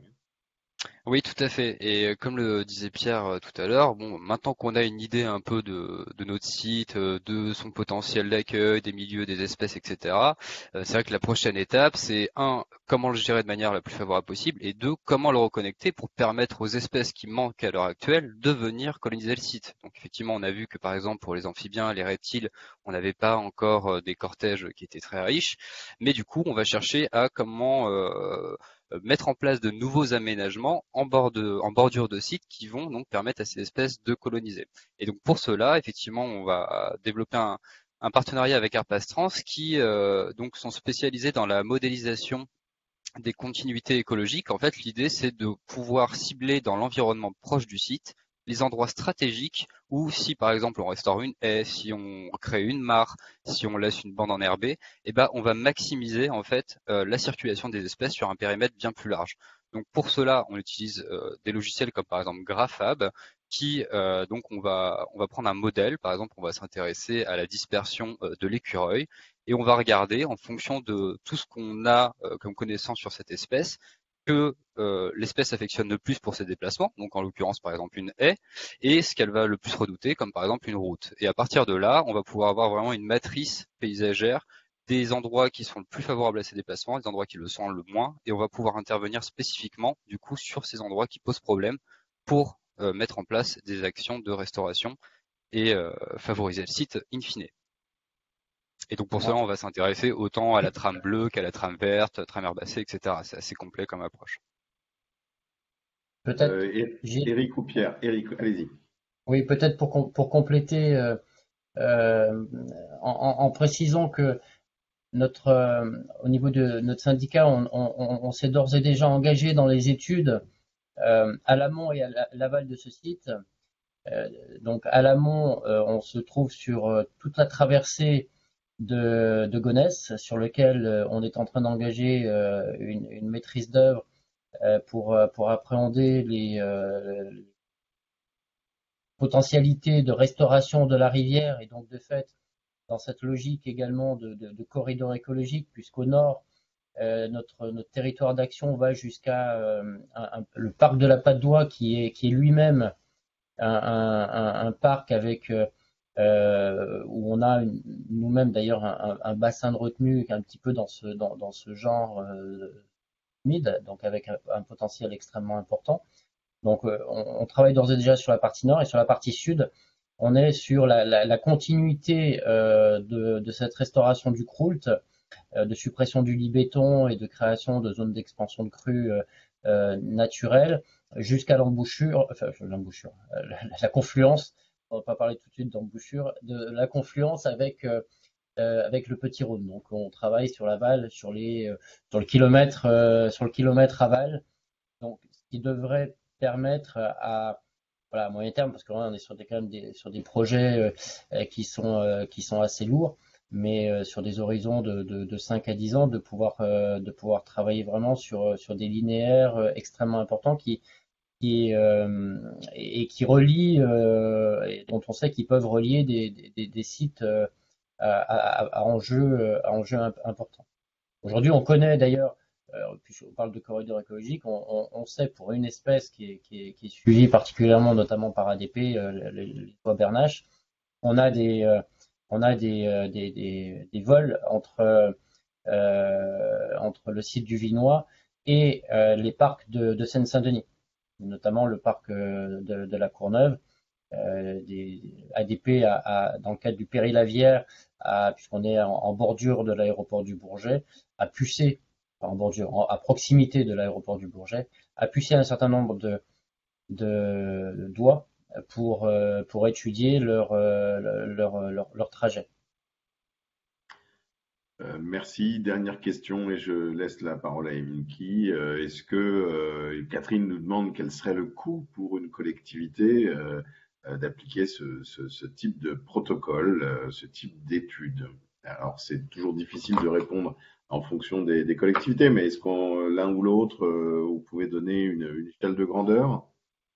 Après, c'est juste, en fait, ce qui a été fait là, c'est à la journée de travail, hein. Donc nous, on est bien conscient que les vannes financières sont pas ouvertes en permanence, donc on essaye de coupler au maximum les passages. Pour ça aussi qu'on adapte des fois, qu'on tombe pas pile poil à la date prévue, parce qu'en fait, on essaye de coupler les passages pour limiter le nombre de passages sur site dans l'année, pour diminuer au maximum les coûts. Et après, on est sur un fonctionnement d'un taux journalier. Voilà. Donc là, il me semble pour le Vinois, alors je vais pas donner de montant, mais je crois qu'on était de mémoire, en termes de terrain, pour l'année 2020, à 12 ou 15 jours de terrain, je crois, 12 jours peut-être, 12 ou 13 jours. Voilà, après à multiplier par le taux journalier en fonction des bureaux d'études, c'est variable. D'accord. Derrière, il faut rajouter la cartographie, le rapport, enfin voilà, ça. Il y a quasiment autant de temps, un peu plus de temps de terrain quand même, mais il y a quand même beaucoup de temps d'analyse des données, de cartographie, rédaction du rapport, donc ça prend. D'ailleurs, ceux qui veulent en savoir plus, le rapport est en ligne sur le site de l'ARB, sur la page Zébu, notre rapport est public et il est en ligne. Voilà, donc pour répondre plus concrètement, là on parle de quelques milliers à dizaines de milliers d'euros selon la taille du site. Là on rappelle que c'est un site de 12 hectares avec un suivi extrêmement intensif sur de nombreux taxons. Mais en tout cas, ce ne sont pas forcément des dépenses très lourdes. Et puis je vous rappelle à toutes et à tous que si ces suivis sont intégrés à des travaux, eh bien pour les collectivités publiques, ils peuvent évidemment être intégrés dans les dépenses d'investissement et non de fonctionnement. Et c'est quelque chose qui est vraiment important d'anticiper quand on a ça. Alors j'avais oublié Sybille qui me le rappelle, Sybille Zettel qui me le rappelle à juste titre. Je suis pas sûr que vous ayez une réponse, mais est-ce qu'il y a eu une analyse des coûts-bénéfices du projet? Est-ce que le coût des suivis et de l'entretien de l'aménagement est prévu? Est-ce qu'il y a une description des services écosystémiques rendus par cet aménagement? Est-ce que, voilà, j'ai posé la question, si certains veulent essayer d'y répondre. Là, c'est Eric, je botte en touche. Je laisse la parole à Eric gentiment, ça me fait plaisir. Merci à tous. Bon, c'est des questions qui sont toujours très, très complexes. On n'a rien chiffré en tant que tel. Ce qui est certain, c'est que en matière de gestion technique, c'est relativement limité parce que voilà, le plan de gestion fait aussi que on laisse la nature faire et c'est un des grands avantages. Et donc, ce qui nous permet aussi, d'une certaine manière, alors c'est un investissement, j'allais presque dire philosophique scientifique, de rentrer dans ces partenariats pour mettre en place des politiques de suivi naturaliste en termes de coût-bénéfice. Non, on n'est pas allé beaucoup plus loin que voilà que quelques banalités. On réfléchit un petit peu, notamment en relation avec l'université de Paris-Nanterre, comment on pourrait éventuellement mettre en place une démarche qui évaluerait. Donc ça, c'est une démarche qu'on mène plutôt dans le cadre de l'association ASTE également, dont je préside la commission de milieu aquatique. Et on essaye de voir un petit peu les impacts que pourrait avoir un tel projet sur, par exemple, le foncier, sur le coût du foncier, les effets sur les effets éventuels de gentrification du quartier, parce que c'est des sujets qui aujourd'hui paraissent en tant que maître d'ouvrage importants pour pouvoir anticiper éventuellement vis-à-vis des communes, puisque vous l'avez compris, ce sont des projets qui ne peuvent se faire qu'avec les communes, pour anticiper éventuellement d'éventuelles évolutions sociologiques de ces territoires, d'évolutions de coûts de foncier qui auraient des conséquences sur la structuration sociale de ces territoires. Je rappelle quand même qu'on est sur notre syndicat travaille notamment sur tout le sud de son territoire, sur des communes telles que Sarcelles, Garges-les-Gonesse, Goussainville, qui sont qui ont un contexte social plutôt très difficile, et que effectivement cette logique à la fois d'aménité d'une part, mais d'autre côté de conséquences sur les conséquences éventuelles d'un site dont on voit bien qu'il améliore quand même très largement le cadre de vie global, même si encore une fois l'interface usage riverain site est pas toujours aussi simple qu'on pourrait le penser. Ce sont des sujets dont on est en train de se saisir, qui sont bien évidemment, on sort des cadres techniques et scientifiques pour entrer dans un petit peu dans ce humanisme social, plus. Mais en tout cas, nous, c'est des sujets qu'on explore, qu'on intègre de plus en plus dans nos réflexions sur nos prochains projets. Merci Eric. Donc on peut vous donner au moins un chiffre, c'est 63 € le mètre cube d'eau stockée en zone d'expansion des crues par an. Donc pour chaque mètre cube, c'est un investissement qui coûte 63 € au total pour stocker un mètre cube d'eau, et ça sans limite de temps, puisque je rappelle que comparé à une infrastructure de type bassin enterré, on a vu que l'entretien était quasiment nul. Un bassin enterré a un coût d'entretien non nul. Et puis, bien évidemment, de remplacement à terme. Là, on est sur des infrastructures de stockage d'eau qui s'auto-entretiennent, donc avec un investissement de très long terme. Donc, ça me semble, moi, personnellement, pas très cher. Et puis, alors, s'il s'agit de donner un coup à la faune, à la flore, à toutes les belles bestioles qui vous ont été montrées aujourd'hui, ou au plaisir de les observer ou de se promener, de courir dans ce nouveau parc urbain à Gonesse, bien là, on se gardera bien, nous, de mettre un prix sur ces choses qui sont d'abord immatérielles. Et Minky, je m'arrête là pour les questions. Je te laisse la fin.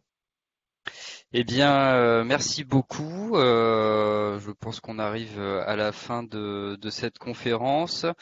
Je tiens à remercier chaleureusement du coup deux intervenants, Eric Chanal et Pierre Rivalin. Je tiens également à te remercier Gilles pour cette animation des questions, et également Marjorie Millès qui œuvre dans l'ombre pour que tout l'événement se déroule bien sans accroc technique. Je tiens à vous rappeler que nous avons donc une prochaine conférence publique qui aura lieu le 25 novembre et qui sera cette fois sur la thématique d'une autre étude que nous menons à l'agence qui s'appelle Cimetières vivants, cool, et qui donc porte sur la biodiversité des cimetières cette fois. Donc une étude qui est menée sur 3 ans et qui s'intéresse donc à toutes les variables qui font des cimetières des zones d'accueil pour la biodiversité. Donc je vous invite à vous y inscrire, et en attendant, je vous remercie fois de plus pour votre participation et je vous souhaite une bonne soirée.